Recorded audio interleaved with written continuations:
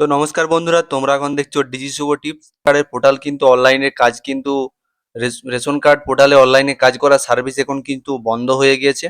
গত এক দুদিন থেকে এই পোর্টালে প্রবলেম হচ্ছে। তো আজ থেকে টোটাল স্টপ করে দেওয়া হলো, আর কিছু কাজ অনলাইনে করা যাচ্ছে না। আমি এখন ফুড অফ গভর্ন রেশন কার্ডের পোর্টালে চলে এসেছি।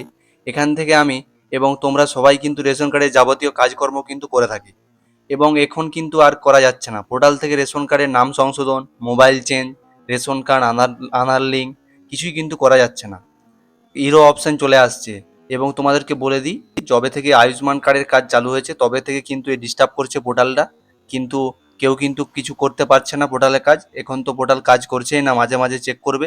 যদি ঠিক হয় আমিও তোমাদেরকে জানিয়ে দেবো, এবং মাঝে মাঝে চেক করবে, এবং চেক করে ঠিক হয়ে গেলে আবার শুরু হবে কাজ। তো এখন কিন্তু ইরো দেখাচ্ছে, এখন কিন্তু কিছু কাজ করা যাচ্ছে না এখান থেকে। আমি কিন্তু নাম্বার লিঙ্ক থেকে কার্ড সংশোধন থেকে কিছু কাজ করার চেষ্টা করছিলাম, দেখছি হচ্ছে না। এখন কিন্তু পোর্টালে সার্ভার ডাউন চলছে, এবং কদিন ধরে এই পোর্টালে সার্ভার ডাউন চলছে যবে থেকে জনকল্যাণ শিবির আরম্ভ হয়েছে।